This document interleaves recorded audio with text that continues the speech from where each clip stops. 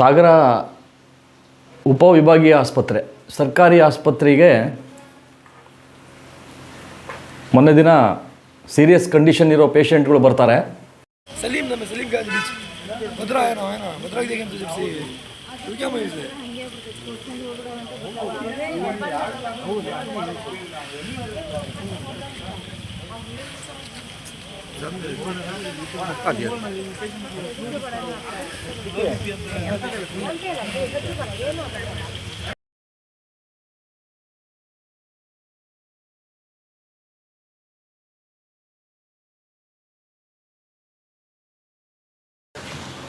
ಸಾಗರ ಉಪವಿಭಾಗೀಯ ಆಸ್ಪತ್ರೆ ಸರ್ಕಾರಿ ಆಸ್ಪತ್ರೆಗೆ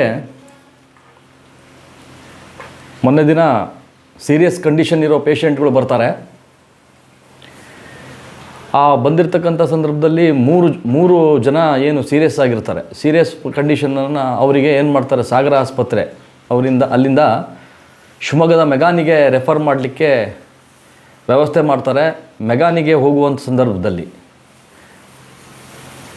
ಏನು ಸರ್ಕಾರಿ ಆಸ್ಪತ್ರೆಗೆ ಬರೋರೆಲ್ಲರೂ ಕೂಡ ಶ್ರೀಮಂತರಿರಲ್ಲ, ಅಲ್ಲಿ ಅತಿ ಹೆಚ್ಚು ಬಡವರೇ ಇರ್ತಾರೆ. ಅವ್ರೇನು ಮಾಡ್ತಾರೆ, ಖಾಸಗಿ ಆಂಬ್ಯುಲೆನ್ಸಿಗೆ ಹೋಗಲಿಕ್ಕೆ ಅವ್ರ ಹತ್ರ ದುಡ್ಡು ಇರೋದಿಲ್ಲ. ಆ ಸಂದರ್ಭದಲ್ಲಿ ಅವರು 108 ಸರ್ಕಾರಿ ಆಂಬ್ಯುಲೆನ್ಸನ್ನು ಅವರು ಡಿಪೆಂಡ್ ಆಗ್ತಾರೆ. ಆ ಡಿಪೆಂಡ್ ಆಗೋ ಸಂದರ್ಭದಲ್ಲಿ ಏನು 3 ಜನ ಸೀರಿಯಸ್ ಕಂಡೀಷನ್ ಇರ್ತಕ್ಕಂಥ ಏನು ಪೇಷಂಟ್ಸ್ ಇರ್ತಾರೆ, ಆ ಪೇಷಂಟ್ ಅವ್ರ ಜೊತೆಗೆ ಬಂದಿರತಕ್ಕಂಥವ್ರು ಅವ್ರ ಜೊತೆಗೆ ಹೋಗಲೇಬೇಕಲ್ಲ, ಯಾರಾದರೂ ಒಬ್ಬರಿಬ್ಬರು.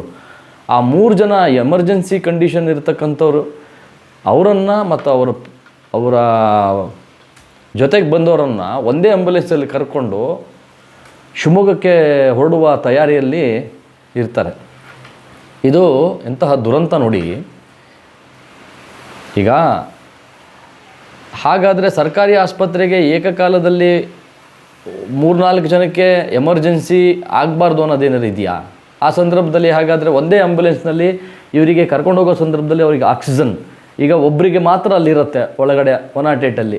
ಹಾಗಾದರೆ ಇನ್ನು ಉಳಿದ 2 ಜನ ಅವ್ರ ಕಂಡೀಷನ್ ಸೀರಿಯಸ್ ಇರುತ್ತೆ, ಅವ್ರಿಗೆ ಏನು ವ್ಯವಸ್ಥೆ ಮಾಡ್ತಾರೆ? ಮಾರ್ಗ ಮಧ್ಯದಲ್ಲಿ ಏನಾದರೂ ಹೆಚ್ಚು ಕಡಿಮೆ ಆದರೆ ಆ ಪೇಷಂಟಿಗೆ, ಅಂದರೆ ಬಡವರಿಗೆ ಏನಾದರೂ ಅಡ್ಡಿಲ್ಲ.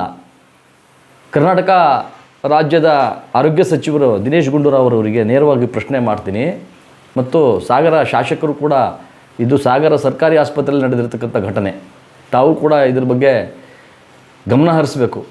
ತಮಗೆ ನೇರವಾಗಿ ಪ್ರಶ್ನೆ ಮಾಡ್ತೀನಿ, ಈ ಆಂಬ್ಯುಲೆನ್ಸನ್ನು ಒಂದು ಆಂಬ್ಯುಲೆನ್ಸಲ್ಲಿ ಹೇಗೆ ಕರ್ಕೊಂಡು ಹೋಗೋಕ್ಕಾಗತ್ತೆ ಅಲ್ವಾ?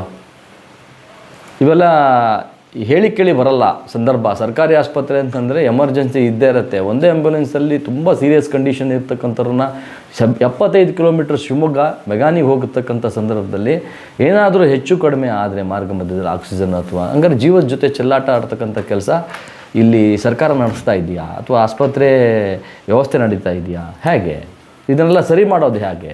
ಶಾಸಕರು ಗೋಪಾಲಕೃಷ್ಣ ಬೇಳೂರವರೇ, ತಮಗೆ ನೇರವಾಗಿ ಈ ವಿಷಯನ ತಿಳಿಸ್ಲಿಕ್ಕೆ ಬಯಸ್ತೀನಿ. ಯಾಕಂತಂದರೆ ಈ ವಿಷಯ ಗೊತ್ತಾಗಲ್ಲ ಯಾರಿಗೂ. ಅಲ್ಲಿದ್ದಂಥ ಏನು ಯಾರೋ ಒಬ್ಬರು ಅಲ್ಲಿ ವಿಡಿಯೋ ಮಾಡಿ ನಮಗೆ ಹಾಕಿರ್ತಾರೆ, ನೋಡಿ ಈ ಥರ ಹಿಂಗಾಗಿದೆ, ಒಂದೇ ಆಂಬ್ಯುಲೆನ್ಸ್ನಲ್ಲಿ 3 ಪೇಷಂಟ್ ಸೀರಿಯಸ್ ಇರೋ ಕಂಡೀಷನ್ ಇರೋ ಪೇಷಂಟ್ಗಳನ್ನು ಸಾಗರ ಸರ್ಕಾರಿ ಆಸ್ಪತ್ರೆಯಿಂದ 108 ಆಂಬ್ಯುಲೆನ್ಸ್ ಮೂಲಕ ಶಿವಮೊಗ್ಗ ಕರ್ಕೊಂಡು ಹೋಗ್ತಾ ಇದ್ದಾರೆ. ಮಧ್ಯದಲ್ಲಿ ಏನಾದ್ರು ಹೆಚ್ಚು ಕಡಿಮೆ ಆದರೆ ಯಾರು ಜವಾಬ್ದಾರಿ ಅಲ್ವಾ? ಇದು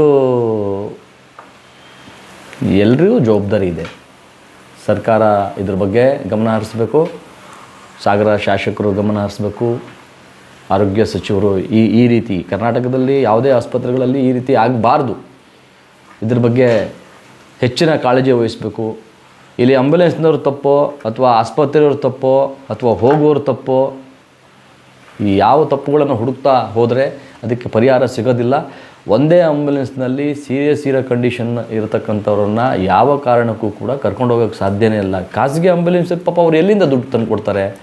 3,000-4,000 ಹೇಗೆ ಹೊಂದಿಸ್ಲಿಕ್ಕಾಗುತ್ತದೆ? ಎಲ್ಲ ಬಡವರ್ಗದ ಜನ ಏನು ಸ್ವರ್ಭದಿಂದ ಬರ್ತಾರೆ ಸಾಗರ ಸುತ್ತಮುತ್ತಲು, ಯಾವ ಸಂದರ್ಭ ಹೇಳಲಿಕ್ಕೆ ಬರಲ್ಲ. ಒಟ್ಟಾರೆ ಆಸ್ಪತ್ರೆಗೆ ಬರಬೇಕು, ಜೀವ ಉಳಿಬೇಕು.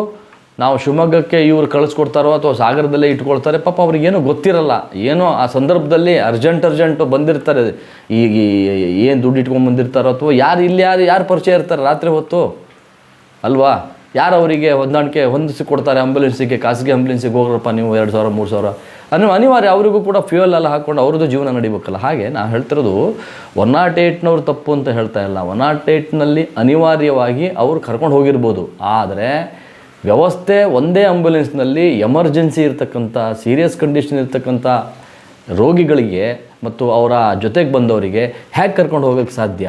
ಅದಕ್ಕೆ ವ್ಯವಸ್ಥೆ, ಪರ್ಯಾಯ ವ್ಯವಸ್ಥೆ ಆದಂಥದ್ದು ಆಸ್ಪತ್ರೆ ಮತ್ತು ಸಂಬಂಧಪಟ್ಟ ಆಡಳಿತ ಅಲ್ವಾ.